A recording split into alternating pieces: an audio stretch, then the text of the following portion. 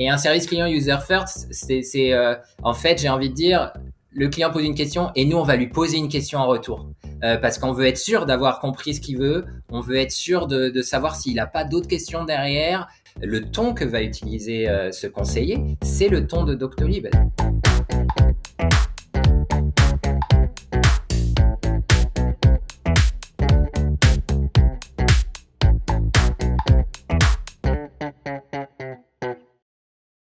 Bonjour à tous et bienvenue sur Conversation CX, l'émission où on vous parle d'expérience digitale et conversationnelle avec les leaders de l'expérience client. Je suis Hélène, directrice éditoriale à iAdvise et aujourd'hui, je voudrais vous parler d'expérience utilisateur et plus précisément sur l'impact qu'elle peut avoir sur l'image de marque. Et s'il y a une marque qui rayonne grâce à son expérience utilisateur, c'est Doctolib. Et c'est pour vous parler de cette culture user first chez Doctolib que j'accueille Cédric Blum. Bonjour Cédric. Bonjour Hélène, merci de me recevoir. Merci à toi d'avoir accepté notre invitation. On est très content de te recevoir. Alors Cédric, je vais juste dire quelques mots pour te présenter. Tu m'arrêtes si je me trompe. Tu as plus de 15 ans d'expérience dans le service client et dans le management du service client en France et à l'international. Tes précédents employeurs, on peut citer Webhelp, Virgin Mobile, également plus récemment le groupe Petit-Fils. Et en 2019, tu as rejoint Doctolib pour prendre la direction du service client. C'est bien ça? C'est exactement ça. D'accord. Et donc, juste pour rappeler Doctolib, le leader de la e-santé en Europe, 300 000 professionnels de santé qui l'utilisent et 60 millions d'utilisateurs, de consommateurs qui l'utilisent en Europe. Vous êtes sur plusieurs marchés. Est-ce que tu peux nous rappeler quel marché? Alors, on est historiquement en France, en Allemagne, et là, on a lancé l'Italie en juin, et on a récemment fait l'acquisition d'un acteur important en Italie pour accélérer notre croissance. Donc, 3 marchés européens pour l'instant. D'accord, oui. L'Italie, c'est très récent, cette nouvelle d'ailleurs. Tu t'occupes de la relation client sur les 3 marchés. Alors, Tu j'ai un diriges rôle un peu particulier, parce que étant donné que je m'occupe de la relation docteur et patient en France, qui est le marché historique et donc le plus gros, j'ai un rôle un peu de pilote Mmh. sur les 2 autres marchés. Donc, c'est plutôt une relation fonctionnelle sur les 2 autres marchés et puis totalement en responsabilité sur le marché français. Très bien. Donc on va en parler plus en profondeur, mais d'abord une question aspiration. Quelle est la dernière belle expérience client que tu as vécue et qui t'inspire dans ton métier? Alors, très, très, très facilement, et pour tomber un peu dans les...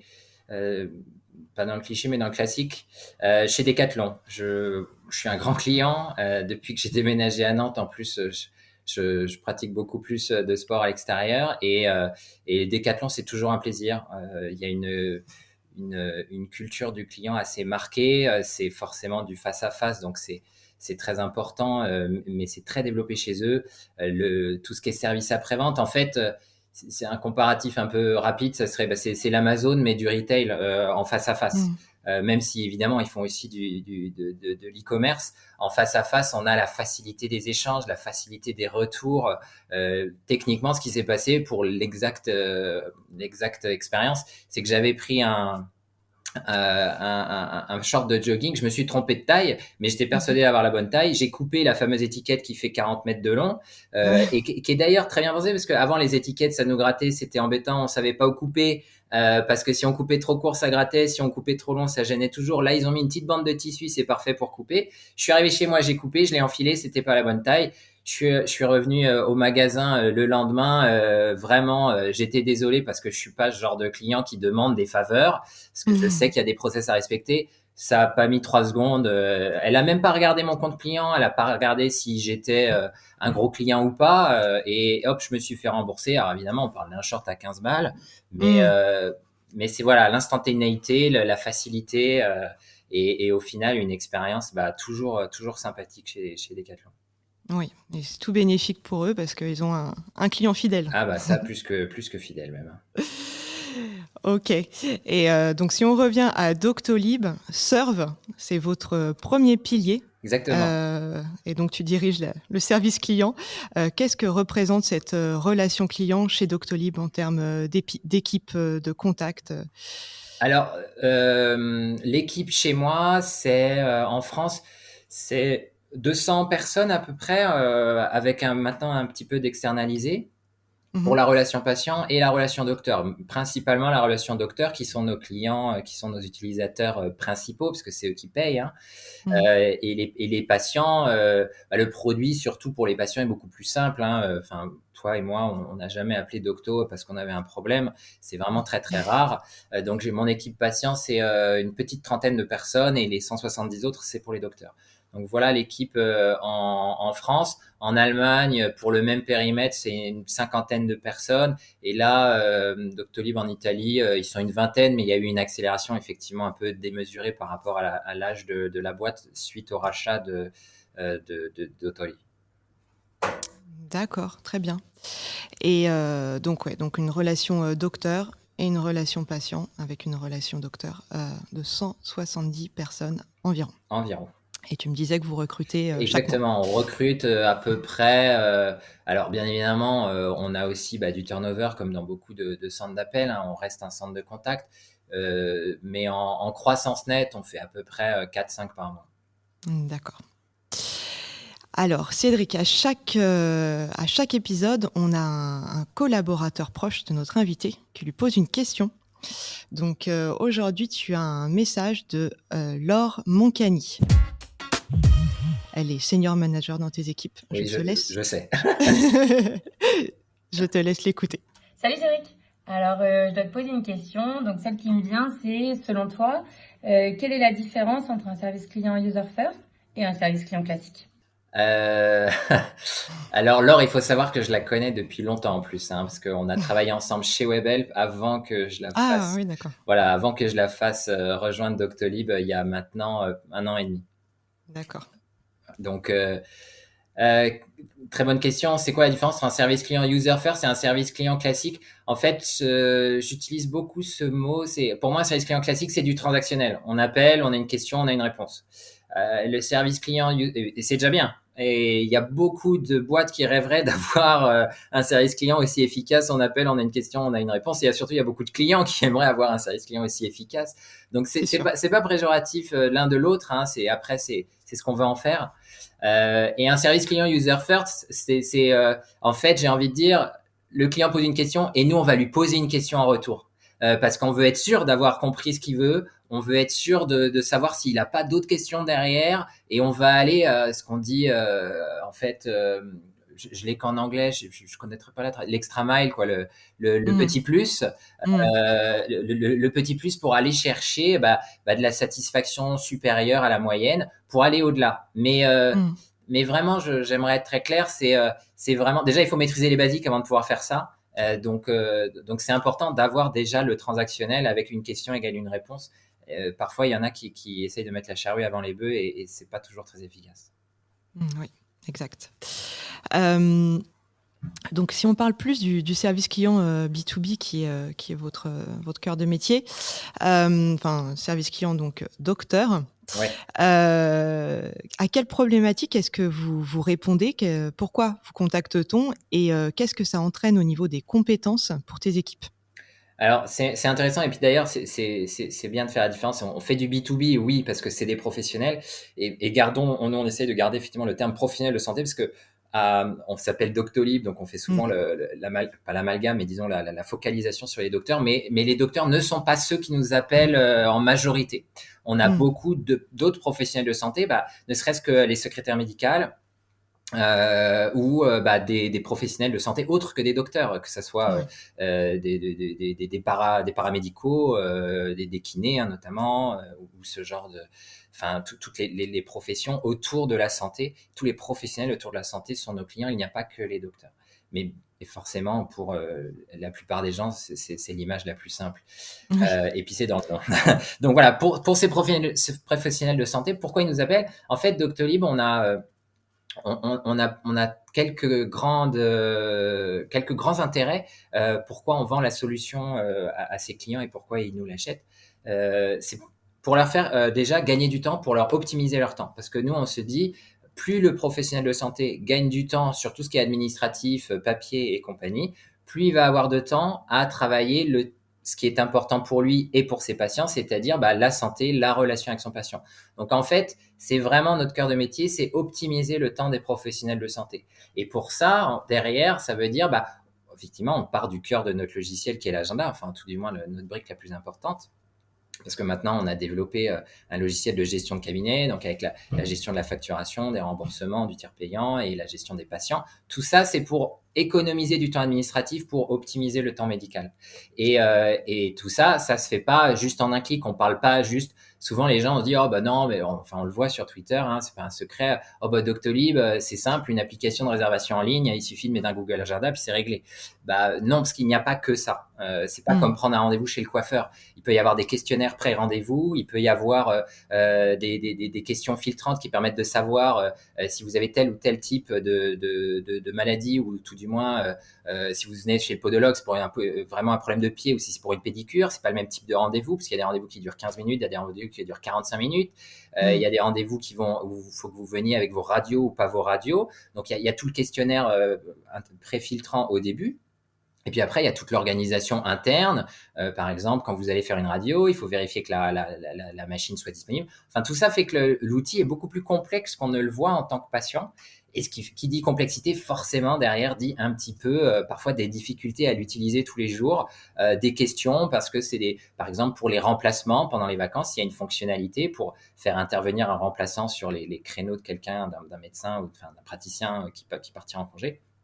Et si on l'a pas utilisé régulièrement, forcément, c'est comme beaucoup de choses, on a besoin d'aide pour être accompagné là-dessus. Donc ça, c'est les problèmes de base que rencontrent la plupart des cabinets. Après, bien évidemment, je vous parle pas, parce que déjà, j'en ai pas forcément la compétence, des problèmes que peuvent rencontrer les hôpitaux, parce que ce que je vous ai dit, au niveau d'un hôpital, c'est multiplié par 10, parce qu'on a des salles différentes, des praticiens différents qui sont là le matin, pas l'après-midi, le lundi, pas le vendredi. C'est les mêmes patients, pourtant.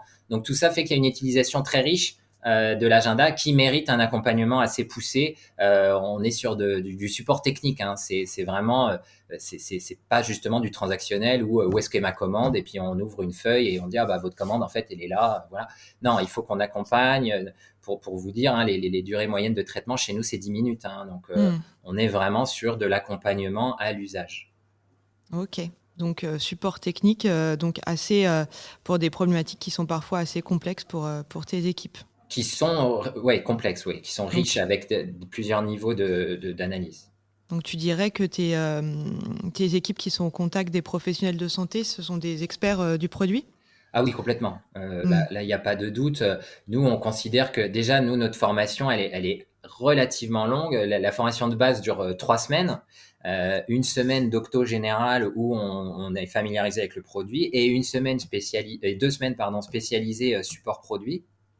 Et encore là, on est formé que sur l'agenda de base pour les praticiens solo ou petits cabinets. Après, on peut aller plus loin justement sur ce que je vous ai dit, sur les ressources, les radios, les équipements qu'on appelle les ressources, la téléconsultation, les télésecrétariats. Et en fait, on a tout un parcours de compétences quand le conseiller arrive chez nous qui fait qu'il n'est pas complètement opérationnel avant 4 mois. 5 mois. D'accord. Ah oui, ok. Et puis ensuite, de la formation continue, j'imagine, au fur et à mesure des innovations. Voilà, c'est infini. La bonne idée. Vous avez quelque chose d'un peu différent dans votre relation client, c'est que vous vous appuyez sur les communautés et que vous avez un forum. Oui. Est-ce que tu peux m'expliquer comment ça marche ce forum ? Alors le forum, c'est très intéressant parce que il est devenu très très riche, très fourni, beaucoup plus vite qu'on l'imaginait. C'est quelque chose la mayonnaise a très vite prise. Donc on est parti sur quelques principes des communautés habituelles où on appelle on a sollicité ce qu'on appelle des docto-pionniers, des gens qu'on va solliciter pour des focus group pour leur présenter les roadmaps produits en amont. Et ces gens-là sont aussi, en échange, entre guillemets, participent à la communauté, mais c'est surtout parce qu'ils aiment ça. On a essayé un petit peu de gamifier ça avec notamment des likes qui peuvent être envoyés sur des gens qui font des propositions ou des réponses, peu importe. Et on a un engagement. Quand il y a des propositions qui recueillent un certain nombre de likes, on fait un retour formalisé, c'est-à-dire très très détaillé sur pourquoi on le fait, enfin si on le fait, pourquoi on le fait, à quelle échéance, et si on le fait pas, pourquoi. Des propositions d'innovation. Oui, pardon, je sais pas ce que j'ai dit, mais c'était ce que je voulais dire. Donc des Mmh. propositions d'innovation, de nouvelles Fonctionnalités. de nouvelles fonctionnalités. Merci. Et donc ça, c'est déjà un pilier fort de la communauté. Le deuxième, c'est aussi on répond. Enfin, nous aussi, on est très impliqués. Alors quand je dis nous, c'est Doctolib en règle générale. Mon équipe, pas particulièrement, mais en escalade en fait, parce que la communauté parle beaucoup d'usage et c'est ça qu'on a essayé de créer. C'est pas une communauté de support au sens j'arrive pas à faire ça, comme on voyait. Enfin, je citerai pas de marque, mais il y a des forums d'assistance technique où souvent les utilisateurs s'aident entre eux. Là, on n'est pas vraiment là-dessus et ça nous arrange parce qu'après, on sait jamais. Les gens peuvent dire des trucs pas forcément Faudrait justes modérer. et voilà, il faudrait modérer et ça nous arrange parce que ça part pas du tout dans cette direction-là. C'est vraiment des questions d'usage. Moi, j'utilise cette fonctionnalité dans ce sens-là, comme ça, j'utilise tous les jours ou pas. Et nous, ça nous donne beaucoup d'input pour faire évoluer notre map produit. Bien évidemment, quand là où ici il se passe un post sur quelqu'un qui n'arrive pas à utiliser une fonctionnalité, là quelqu'un de mon équipe est sollicité et va répondre directement sur la communauté. On a aussi tous les product owners de notre équipe de direction produit et qui monitorent très fortement les fils des forums parce que les fils sont à peu près organisés par fonctionnalité, donc par grande famille de products chez nous. Et ça leur permet de garder un contact avec les usagers, les utilisateurs très, très, très serrés. D'accord. Donc, c'est un peu une façon d'écouter la voix du client. Ah bah oui, bien sûr. Et de l'intégrer dans votre roadmap tout à fait d'amélioration du produit. C'est un input très, très très très fort. Il n'est pas le seul, bien évidemment, mais tout du moins, il est très évocateur parce que c'est littéralement la voix du client. C'est même pas en plus. Parfois, on demande au service client de représenter la voix du client. Donc, bien évidemment, les directeurs service client sont très heureux de faire ça. Mais fondamentalement, les gens qui m'appellent, c'est ceux qui ont un problème. Donc je suis pas représentatif littéralement de la voix du client. J'en connais une bonne part. Je connais ceux aussi vers lesquels on veut le pousser le plus d'intérêt parce que c'est ceux qui ont des problèmes et on veut éviter ce genre de choses. Mais globalement, il y a aussi plein d'utilisateurs satisfaits et c'est intéressant d'écouter ce qu'ils ont à dire. Et s'ils m'appellent pas, on les entendra jamais. Donc la communauté est là pour ça. C'est vraiment très intéressant, cette communauté. Moment fierté, petit moment fierté. Donc, vous avez des indicateurs de satisfaction client, taux de décrochage qui sont très forts et des objectifs très forts également. Est-ce que tu peux nous rappeler quels sont les KPIs que vous suivez et si tu peux nous partager quelques résultats? Alors, le plus marquant, on va dire, et celui qui m'a presque choqué en fait quand je suis arrivé, c'est un objectif sur la qualité de service, le taux de décroché en fait. On cherche une qualité de service de 95%. Jusque-là, on va dire que c'est ambitieux, mais je suis pas le seul. Par contre, on cherche aussi à avoir plus de 80% des appels décrochés en moins de 10 secondes. Ce qui, là, tous les planificateurs de France viennent de sauter au plafond parce qu'on sait très bien ce que ça engendre derrière en termes de taux de disponibilité. C'est énorme et c'est pour ça qu'on recrute tous les mois, qu'on doit faire en croissance nette, comme je l'ai dit, autour de plus 5, parce que c'est exponentiel en fait. Garder ce taux de décroché avec la croissance de Doctolib en termes d'utilisation et donc de clients et avec un taux de contact, même s'il descend, qui reste ce qu'il est, c'est exponentiel le besoin en ressources. Donc, pour être complètement franc, là, depuis la rentrée, on a un petit peu de mal. Mais et puis sur la vaccination, évidemment, c'est une période un peu à part. Mais tout du moins, si on se réfère à la dernière fois que la période était à peu près normale, c'était la fin de l'année dernière. C'est des KPI qu'on atteint. Le deuxième KPI qui est très, très lié, c'est le taux de réponse des mails. Donc, pareil, on cherche 80% des réponses mail en moins de 4 heures. De même manière, depuis la rentrée, on a du mal, mais on n'est pas très loin non plus. Je crois honnêtement qu'on était à 60% en septembre, donc 60% en moins de 4 heures, c'est pareil, il n'y en a pas beaucoup qui se donnent les moyens de faire ça. Et enfin, en termes de satisfaction, on envoie une enquête de satisfaction post-contact, comme beaucoup, et notre objectif là-dessus est de 95% pour les professionnels. Et encore une fois, là, pendant la vaccination, c'était un peu compliqué aussi, et là, sur les 2 derniers mois, on oscille entre 92 et 93. D'accord. Et à quoi sont dus ces bons résultats pour toi, si tu as une Je ou pense deux que choses c'est cette culture user first. Mm. En fait, il y a deux aspects. Il y a l'aspect, quand on passe 10 minutes au téléphone avec quelqu'un, peu importe la conclusion, on crée une relation. Donc, et je me jette pas des fleurs justement parce que c'est un effet induit. Comme les conversations sont longues et que le conseiller, forcément, il est aimable, hein, c'est la base. La relation se fait. Mais je pense que c'est important, nous, que justement, on soit pas focalisé DMT. Moi, j'ai pas, enfin, puis j'ai envie de te dire, 10 minutes ou 11 minutes, ça va pas changer grand-chose. Ouais, Donc, on n'est plus à ça près. Donc, on fait vraiment un focus sur l'enquête de satisfaction post-appel. On met vraiment pas la pression sur la DMT, parce qu'on sait en plus que 2 minutes sur un appel de 10, bon, ça reste 20 minutes, ça reste 20%, bien évidemment, mais c'est surtout, vaut mieux ça qu'un deuxième appel de 10 minutes, parce que si c'est un deuxième appel, ça va repartir depuis le début, parce que la même histoire. On sait bien qu'il faut historiser le contact client, mais historiser un appel de 10 minutes, c'est quand même très compliqué. Donc, si le client rappelle, il est fort probable qu'il va au moins repasser 3-4 minutes à réexpliquer, parce que même en lisant tout ce qu'on aurait pu écrire sur l'appel d'avant, le conseiller, si c'est pas exactement le même, il va devoir prendre du temps pour reprendre le sujet. Donc, vraiment pas de focus sur la DMT. On regarde vraiment le taux de réitération des appels. On est plutôt bas par rapport au marché, justement, sur le taux de réitération. Et on fait vraiment attention à ça. Et je pense que c'est ça qui fait que on est plutôt très fort sur la satisfaction post-appel. Il y a aussi le fait qu'on fait très attention, nos conseillers aussi, à les maintenir à niveau sur tout ce qui est, on va dire, milieu médical. C'est pas facile de parler avec un prat de... alors j'avais le terme, mais je l'ai oublié, c'est tellement compliqué. Les appareils qui mesurent l'apnée du sommeil ou qui mesurent l'activité cérébrale. Ouais. Donc ça a un nom très compliqué. Hier, j'étais à côté d'un conseiller qui a cité le mot 6 fois en moins de 3 minutes. Vaut mieux être familier avec le mot, sinon il l'aurait écorché 6 fois. Il l'a dit que 6 fois parfaitement, parce que on fait très attention à toujours mettre la couche médicale au-dessus, en dessous, ça dépend comment on voit le truc, de nos compétences techniques de support. Très bien. Tu nous as donné quelques indices dans ta réponse, mais justement, quels sont les challenges, les défis de demain pour ta relation client ? Alors, moi, les défis de demain, c'est notamment lié à la montée en charge, à la montée en compétences des conseillers. Comme je te l'ai dit, aujourd'hui, ça me prend à peu près 4 mois.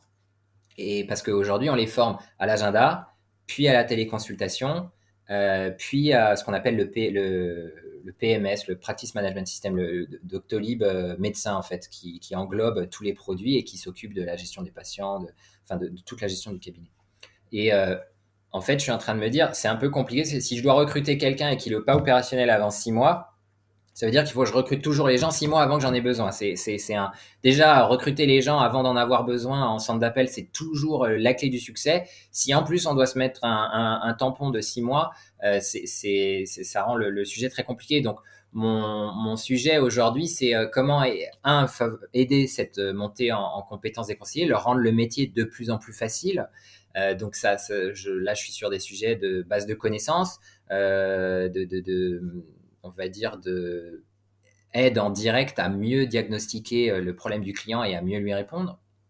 Et après, à partir sur des sujets de séparation de compétences, mais on a toujours la peur du fameux compromis où on a tous la mauvaise expérience, où on appelle quelqu'un, ah désolé, c'est pas moi, je vous transfère à mon collègue. Le collègue fait un truc, vous avez un autre problème un peu lié, ah non, c'est pas moi, je vous transfère à un autre collègue. Et donc on est partagé entre le fait d'avoir des conseillers multicompétences.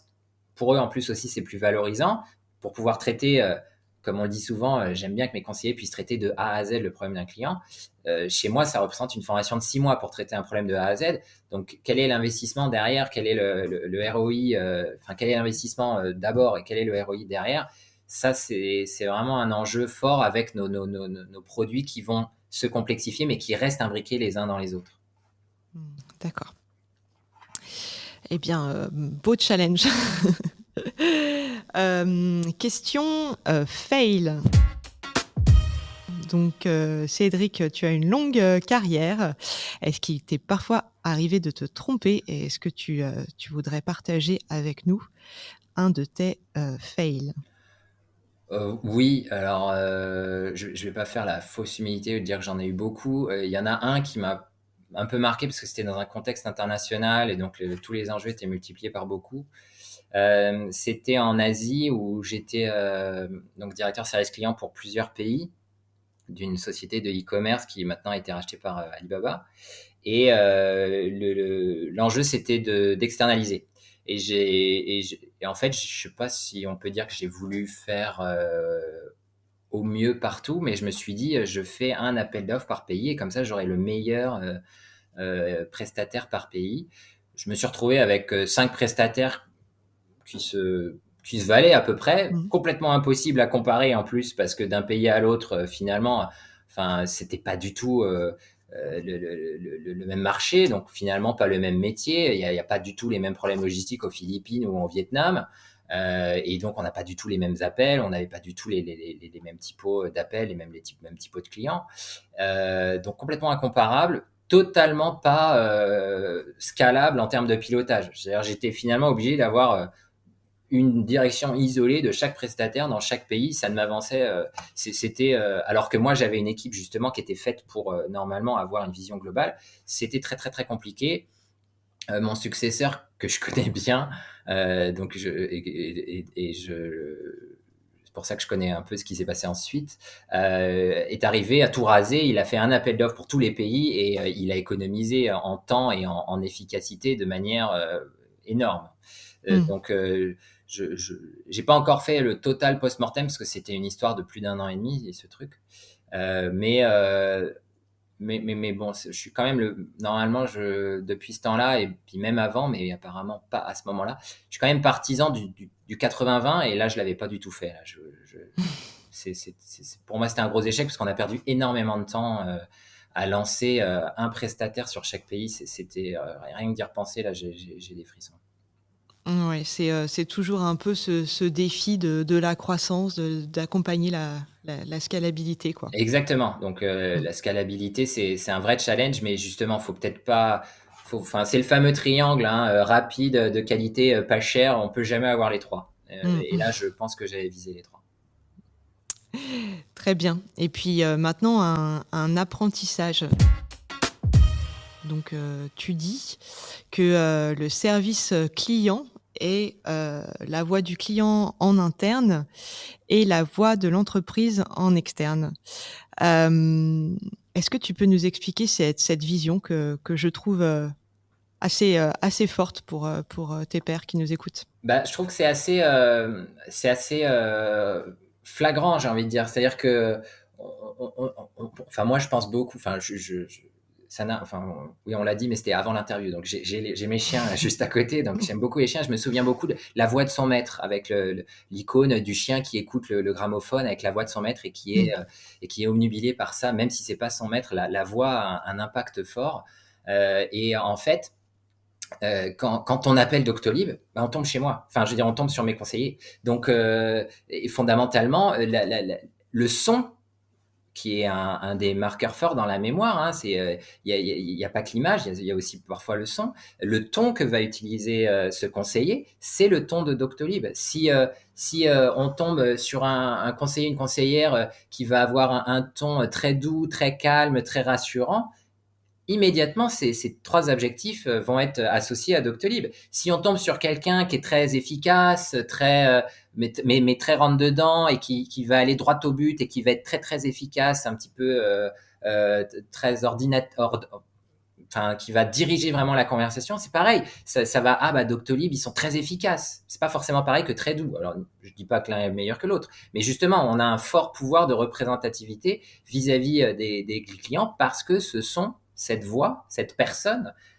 Pour celui qui nous appelle, c'est la voix de Doctolib. Et même si elle change, justement, c'est à moi d'être le garant de cette homogénéité de cette voix, parce que c'est ça aussi que les clients aiment, c'est la consistance.